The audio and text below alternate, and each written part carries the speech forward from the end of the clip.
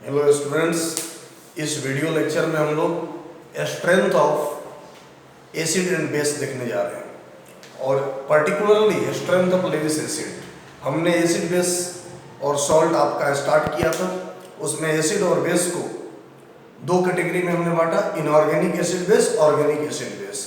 तो inorganic acid base में हमने पढ़ा है एसिड बेस का डेफिनेशन, उसकी कैटेगरी और उसके बाद उसका स्ट्रेंथ। लेकिन एक स्पेशल टाइप के इनऑर्गेनिक एसिड्स होते हैं, हालांकि ऑर्गेनिक में भी यूज होता है, वो है Lewis acid and Lewis bases. ठीक है, तो हम इसमें अब इस वीडियो में हम लोग पढ़ेंगे लेविस एसिड और बेस के बारे में। और एक क्वेश्चन की गारंटी है, यहाँ से गारंटेड क्वेश्चन सीरीज है ये, डेफिनेटली आना ही पड़ेगा। नीट में और जेई में जो मोस्ट प्रोबेबल क्वेश्चन जहाँ से आते हैं उसमें से एक ये सीरीज वेरी वेरी इंपॉर्टेंट होता है इसके लिए। ठीक है, तो आइए स्टार्ट लेते हैं हम लोग गारंटेड क्वेश्चन सीरीज में strength of Lewis acid and bases. हम लोग जानते हैं लास्ट लेक्चर में लेविस एसिड किसको कहते हैं, द मॉलिक्यूल्स और कंपाउंड्स और ions which can accept a lone pair of electron are called as Lewis acid।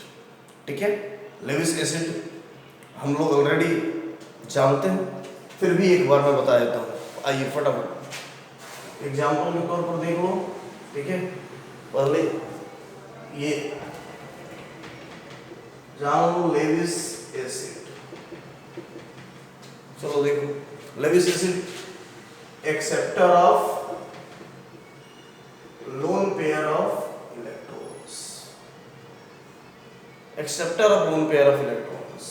ठीक है, एग्जाम्पल के तौर पर कौन कौन लेविस एसिड हो सकते हैं, देखो यहाँ anhydrous AlCl3। Why AlCl3? Because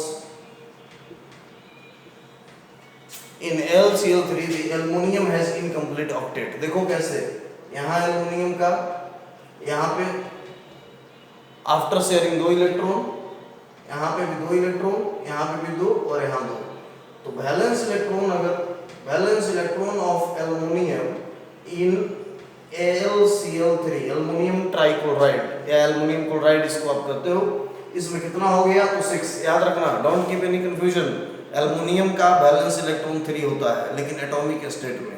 जब एल्युमिनियम AlCl3 बना दिया तो बॉन्ड बनता क्यों है भाई, to get complete the octet of atoms. ठीक है, तो यहाँ पर देखो, यहाँ पे एल्युमिनियम का भी ऑक्टेट कंप्लीट होना चाहिए, लेकिन यहाँ ऑक्टेट कंप्लीट एल्युमिनियम का नहीं है। ठीक है, ऑक्टेट कंप्लीट नहीं है, यहाँ सिर्फ 6 इलेक्ट्रॉन है after getting bonded with 3 chlorine atoms. ठीक है, तो जब ऑक्टेट कंप्लीट नहीं है, it can accept a lone pair of electron with or from electron rich species, so it act as Lewis acid। तो ये लेविस एसिड का काम करेगा। ठीक है, AlCl3 एनहाइड्रस, नॉट हाइड्रेटेड। हमने लास्ट वीडियो में बताया था आपने कि हाइड्रेटेड क्यों नहीं करता है, क्योंकि H2O पे लोन पेयर होता है। हाइड्रेटेड मतलब एक्वस सॉल्यूशन में डालोगे तो H2O होगा, वहां से लोन पेयर H2O पे जो होगा AlCl3 उसको गेन कर लेगा। तो गेन कर लेगा तो ऑक्टेट पूरा हो जाएगा। जब ऑक्टेट पूरा हो जाएगा तो कोई मतलब नहीं है लेविस एसिड होने का। ठीक है, तो यहाँ पर देख लो। ओके, तो ऐसे ही एग्जांपल्स हैं, अदर एग्जांपल्स में तुम ले सकते हो BCl3 को, BF3 को, AlF3 को, ZnCl2 को। बोलोगे ZnCl2 क्यों लेविस एसिड है भाई? ZnCl2 लेविस एसिड किस लिए होता है? ZnCl2 लेविस एसिड क्योंकि जिंक जब +2 ऑक्सीडेशन स्टेट में होता है तो इसमें 3D तो कंप्लीट है, इसमें 3D सीरीज तो कंप्लीट है, लेकिन इसका 4D जो है वैकेंट है। That can also accept, tendency to accept इसको भी होता है। ये भी प्लस ApCl3 देखो, ApCl2 देखो, I2 very important example I2 plus, ये सभी के सभी लेविस एसिड होते हैं। ठीक है, Ap+2 भी, Ap+3 भी। और याद रखना, हमने बताया था आपको कि अगर CH3 प्लस हो जाए, मिथाइल कार्बोकेटाइन हो जाए, अगर मिथाइल कार्बोकेटाइन हो जाए तो ये भी लेविस एसिड होता है। Why methyl carbocation can act as Lewis acid? Because in methyl carbocation or in any alkyl carbocation the carbon has not 8 electrons in their valence cell. ठीक है, कार्बन को 8 इलेक्ट्रॉन नहीं होता उनके वैलेंस सेल में. This is the reason the carbon has tendency to accept a lone pair of electron. तो ये भी लेविस एसिड होता है. All alkyl carbocations act as Lewis acid and ultimately they act as electrophile. Why electrophile? Electrophile means the affection towards electron, the love for electrons. ठीक है, ये electron के प्रति इसका अट्रैक्शन होगा और अट्रैक्शन होगा तो लोन पेयर ऑफ इलेक्ट्रॉन को ये गेन करेगा. This is the reason it also act as electrophile. ये इलेक्ट्रोफाइल भी होते हैं. You can ask frequently that all the Lewis acid can act as electrophile. सभी लेविस एसिड इलेक्ट्रोफाइल का भी काम करते हैं. ठीक है, तो और भी देखो, हमने बताया था आपको K4A3CN6 अगर कोई कोऑर्डिनेशन कंपाउंड है ये, तो इसका सेंट्रल मेटल एटम और सेंट्रल मेटल आयन ये काम करता है एक्ट एज लेविस एसिड. ये लेविस एसिड का काम करेगा. इतना ही लास्ट लेक्चर में हम लोगों ने पढ़ा था. अब आओ जस्ट इन वन शॉट हम सीख लें कि strength of Lewis acid very very important. पूछा ही जाता है और पूछना पड़ेगा. ठीक है, ये पूछना ही गारंटेड है. तो आओ सीख लें लेविस एसिड का strength. From the above discussion, it is clearly established that all the trihalides of group 13 elements may act as Lewis acid. Group 13 elements जो trihalides हैं, वो सभी के सभी Lewis acid होते हैं. ठीक है, तो Lewis acid को देखो, general molecular formula of Lewis acid, ये मैं लिख देता हूं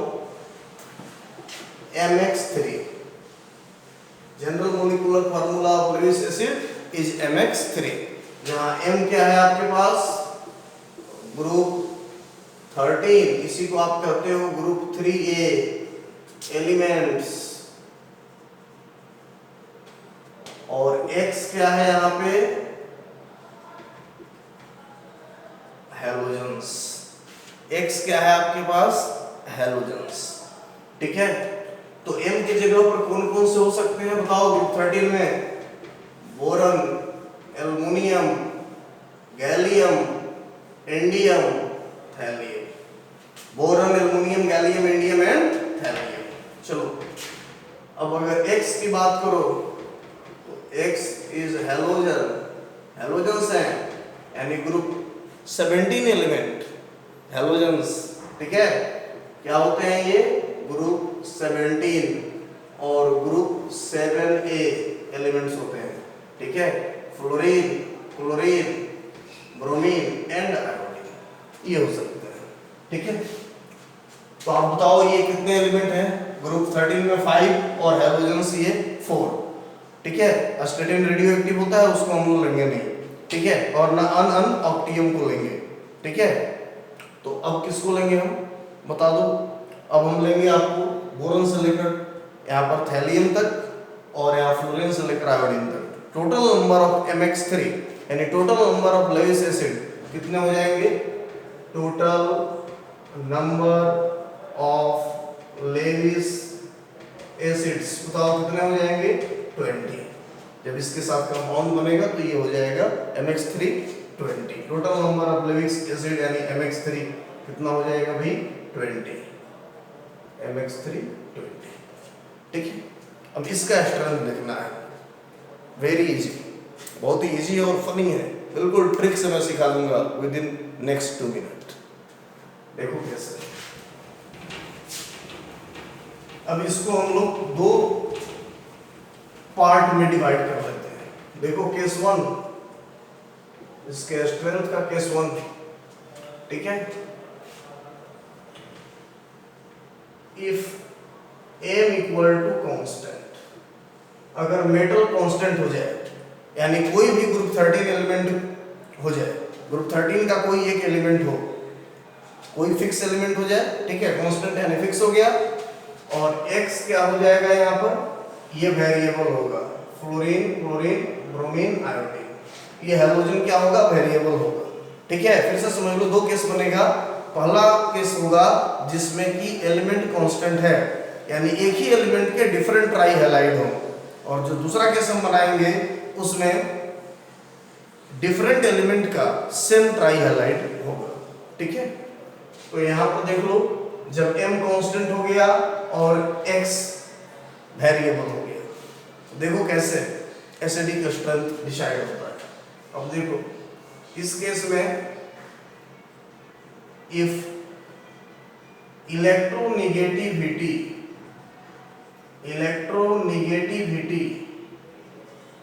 ऑफ x यानी halogen,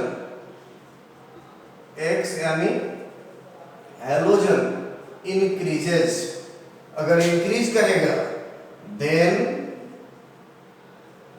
acidic strength of Lewis acids also increases। बस ये दो लाइन याद रखना, अगर इलेक्ट्रोनेगेटिविटी बढ़ेगा, ठीक है, तो एसिडिक स्ट्रेंथ भी बढ़ेगा। और भी शॉर्ट करते हैं, और भी शॉर्ट ट्रिक ले लो, इफ इलेक्ट्रोनेगेटिविटी ऑफ, चाहे ऐसे लिखो, as electronegativity of x increases acidic strength also increases। बस ये लिखो, बस एक लाइन हो गया। अब एग्जांपल्स देख लो, हमने कहा था नेक्स्ट 2 मिनट, तो सिर्फ 2 मिनट में आपका ये मैं क्लियर कर दूंगा। देख लो एग्जांपल्स, एक ले लेते हैं ग्रुप 13 एलिमेंट, एल्युमिनियम ले लो। अब ले लो यहाँ पे AlF3, AlCl3, AlBr3 और AlI3 ले लो, ठीक है। ये ट्राई हैलाइड है एल्युमिनियम का। देखो ग्रुप 13 यानी M फिक्स है और हैलोजन वेरिएबल है, ठीक है। तो आप इलेक्ट्रोनेगेटिविटी जानते हो, ठीक है, आप इलेक्ट्रोनेगेटिविटी हैलोजन का जानते हो, फ्लोरीन, क्लोरीन, ब्रोमीन, आयोडीन।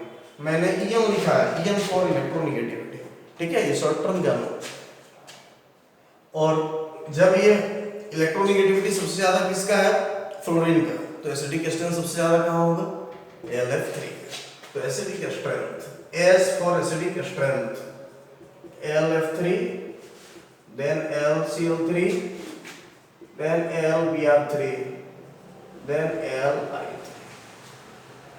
किसी का भी हो, गैलियम का हो तो भी, ठीक है, अगर गैलियम भी हो जाए, ठीक है। एक आओ गैलियम के साथ देख लेते हैं। गैलियम होगा तो क्या होगा, कोई डिफरेंस नहीं होगा, गैलियम भी होगा तो यही होगा, GaCl3, GaBr3 एंड GaI3।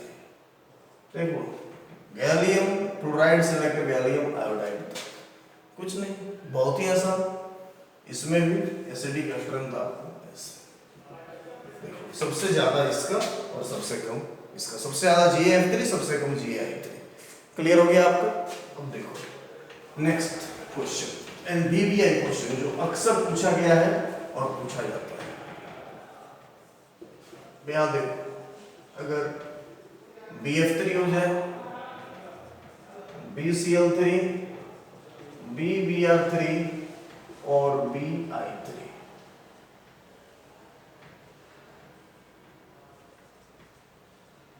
ठीक है। ये देखो इसमें क्या होगा, तो इसमें आपको होगी अकॉर्डिंग टू कंसेप्ट जो मैंने सिखाया है, इसके अकॉर्डिंगली अगर बात करोगे आप, तो एसिडिक स्ट्रेंथ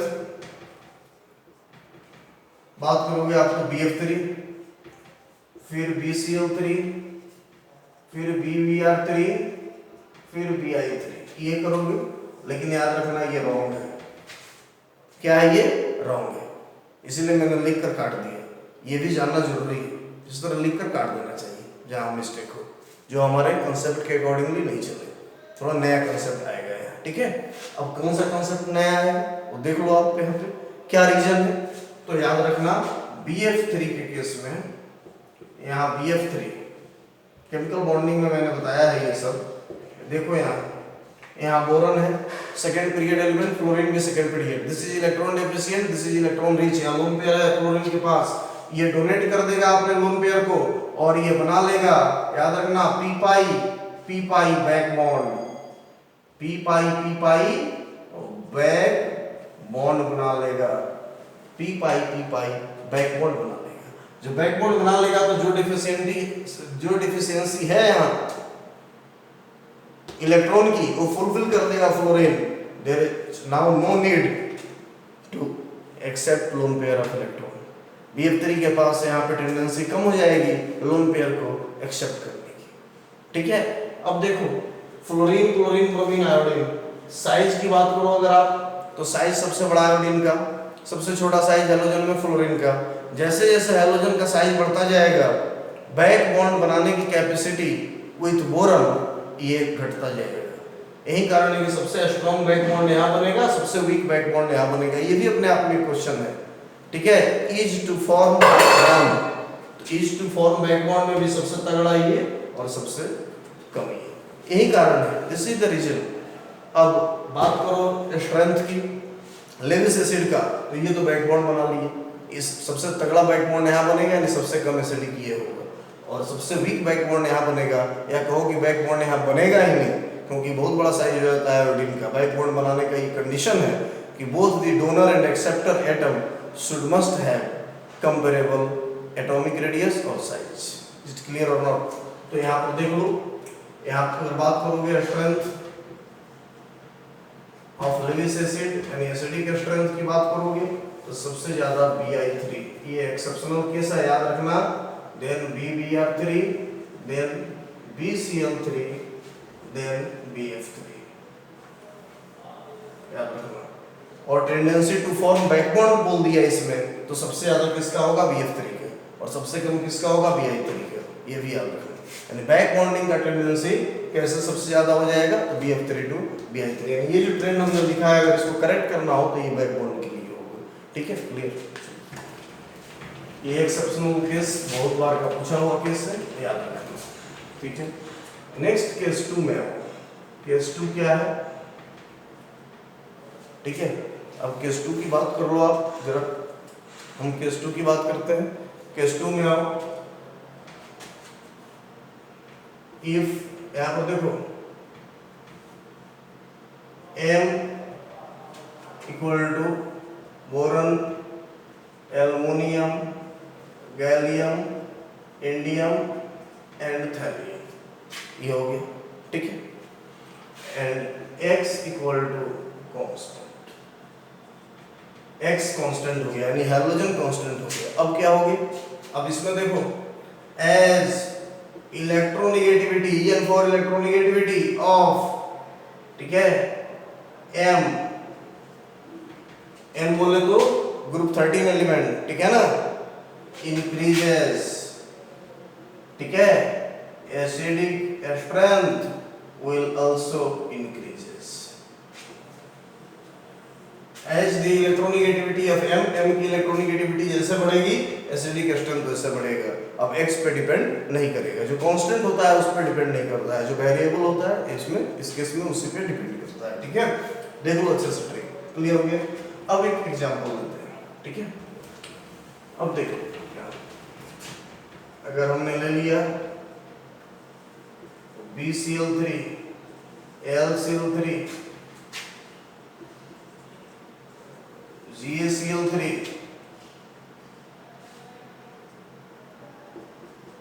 InCl3 और TlCl3, ठीक है, ये हमने ले लिया। तो इसमें देखो इलेक्ट्रोनेगेटिविटी ग्रुप 13 एलिमेंट का सबसे ज्यादा boron, then aluminium, then gallium, then indium, then thallium, ये होता है, ठीक है, ये होता है पहले से जानते हैं हम लोग। डाउन द ग्रुप इलेक्ट्रोनेगेटिविटी घटता है और अबव द ग्रुप बढ़ता है, तो देखो, ठीक है। तो यहाँ पे अगर देखोगे आप एसिडिक स्ट्रेंथ हमने सिखाया था, as the acidic strength of M increases electronegativity also as the electronegativity of M और non metallic character of M। एक चीज और जान लो, इलेक्ट्रोनेगेटिविटी के साथ साथ नॉन मेटेलिक कैरेक्टर भी बढ़ता है एलिमेंट का, ठीक है। As the electronegativity of M और non metallic character of M increases acidic strength also increases. देख लो आप फटाफट, तो यहाँ पे सबसे ज्यादा BCl3, then LCl3, then GSCl3, then InCl3, then TlCl3। ये आप देखो फटाफट within minutes. Number of question करा रहे हैं इसलिए टाइम लग रहा है, अदरवाइज मैं 5 मिनट में आपको ये सिखा दूंगा, ओनली 5 मिनट्स। लेकिन क्वेश्चन भी जरूरी है, ठीक है। शॉर्ट टाइम के चक्कर में क्वेश्चन को मत छोड़ना। कभी कभी स्टूडेंट्स शॉर्ट टाइम का वीडियो देख लेते हैं, देखो कोई दिक्कत नहीं है, लेकिन याद रखना उसमें कंसेप्ट नहीं होता। कंसेप्ट के लिए आपको टाइम देना पड़ेगा, ठीक है। इस तरह से ये भी क्लियर। अब लेविस बेस की बात करते हैं। लेविस बेस, लेविस बेस किसको कहते हैं? मैंने बताया था आपको लेविस बेस, यहां मैं लिख देता हूं strength of Lewis base. Lewis base donor of lone pair of electrons. Lewis base donor होते हैं लोन पेयर ऑफ इलेक्ट्रॉन का। एग्जांपल के तौर पे देखो, ये डोनेट करेगा या नहीं करेगा अमोनिया। याद रखना हमेशा क्वेश्चन में लोन पेयर दिखाएगा नहीं, वो हमें खुद समझना है कि लोन पेयर कहाँ होगा नहीं होगा, इतना हम लोग जानते हैं केमिकल बॉन्डिंग से, ठीक है। NH3, यहाँ देखो PH3, यहाँ पे देखो H2O के बारे में कहेगा, ये भी होता है, ठीक है, ये भी लेविस बेस होता है। देखो यहाँ पे बोल देगा ASH3, होगा या नहीं होगा। अर्सेनियम ट्राइहाइड्राइड, जिसको अर्सेनाइड भी करते हो आप, ठीक है। वैसे ही यहाँ पर देखो NCl3, ये लेविस बेस होगा कि नहीं, होता है। यहाँ पर देखो PCl3 लेविस बेस होगा कि नहीं, होगा। देखो यहाँ पे very important CH3 minus methyl carbanion Lewis base होगा, होगा। आप कहोगे हमने तो कार्बोएनायन के बारे में सुना है कि ये तो डोनर होता है लोन पेयर ऑफ इलेक्ट्रॉन का और न्यूक्लियोफाइल होता है, डेफिनेटली। तो यहाँ भी तो वही कंडीशन है, electron donors are nothing but Lewis base. तो जहां हुआ ऐसा Lewis base are generally nucleophile also, ठीक है। Lewis acid are generally electrophile whereas the Lewis bases are nucleophile also, ठीक है। आप देखो क्लियर हो गया। इस तरह से हाइड्रोक्साइड आयन अगर पूछ देगा, देखो यहाँ पे वेल नोन न्यूक्लियोफाइल है, तुम जानते हो, ये लेविस बेस होता है, ठीक है। उसके बाद सेंट अगर पूछ देगा तुमसे कॉम्प्लेक्स कंपाउंड में साइनाइड आयन लिगेंड के रूप में काम करता है, ये बताओ क्या है, ये लेविस बेस है। हमने लास्ट वीडियो लेक्चर में समझाया तुमको, ठीक है, ये समझ लो आप, ठीक है। अब इसके रिवीजन के बाद स्ट्रेंथ की बात करो आप, तो स्ट्रेंथ में यहाँ पर देखो जो हमने यहाँ पे अभी डिस्कस किया, इससे पता चलता है ऑल द ट्राइहैलाइड्स और trihydrides, trihalide and also trihydride, halide and hydride of group 15 elements यानी nitrogen family can act as Lewis bases. तो इनका स्ट्रेंथ देख लो यहाँ पे, जनरल मोलिकुलर फॉर्मूला ऑफ, यहाँ देखो आप, Lewis base GMF general molecular formula, तो यहाँ पे NX3 या कहो इसको AX3, NX तो सिर्फ नाइट्रोजन का हो जाएगा, इसका AX3 मान लेते हैं, ठीक है। जहां A क्या है, ग्रुप 15 ऑब्लिक ग्रुप 5 पे एलिमेंट्स, ठीक है। ये nitrogen, phosphorus, arsenic, antimony, bismuth, ठीक है। चलो यहीं पे इसका इलेक्ट्रोनेगेटिविटी बता देते हैं। ये इलेक्ट्रोनेगेटिविटी इसका ऐसे बढ़ेगा, X क्या है तुम्हारे पास, हैलोजन, हैलोजन होगा, फ्लोरीन, क्लोरीन, ब्रोमीन, आयोडीन। देखो इसकी इलेक्ट्रोनेगेटिविटी ऐसे जाएगी, सबसे ज्यादा फ्लोरीन। और तुम जानते हो fluorine is the highest electronegative element और most electronegative element in periodic table. जितने अभी त्रिकोण एलिमेंट है उसमें सबसे ज्यादा हाईएस्ट इलेक्ट्रोनेगेटिविटी किसकी है? फ्लोरीन की है। ठीक है, बहुत जल्दी पीटी का भी एक स्पीड रिवीजन और केमिकल बॉन्डिंग का भी एक speed revision with guaranteed question मैं लेकर आ रहा हूं आपके लिए। ठीक है, नीट और जेईई मेंस से पहले सभी के सभी क्वेश्चंस हम आपको बता देंगे जो आने वाले हैं, निश्चित रूप से गारंटेड आएंगे। हमारा ट्रैक रिकॉर्ड रहा है, आना ही पड़ेगा, आप निश्चिंत रहो इसके लिए। ठीक है, अब देखो इसमें भी दो केसेस बनेंगे। केस 1, इफ यहां पर देखो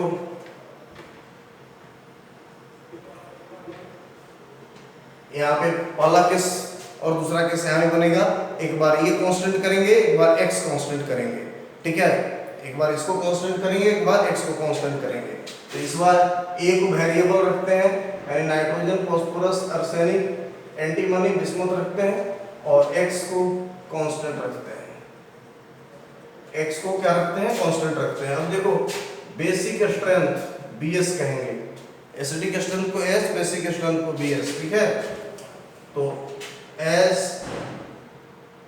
इलेक्ट्रोनेगेटिविटी ऑफ, ठीक है, इसमें देख लो, as इलेक्ट्रोनेगेटिविटी ऑफ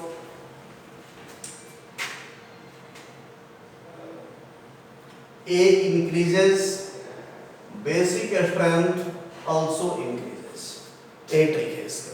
जैसे इलेक्ट्रोनेगेटिविटी इसका बढ़ेगा, ठीक है, इलेक्ट्रोनेगेटिविटी ऑफ A बढ़ेगा, बेसिक स्ट्रेंथ भी इसका बढ़ेगा। अब एक एग्जांपल ले लेते हैं।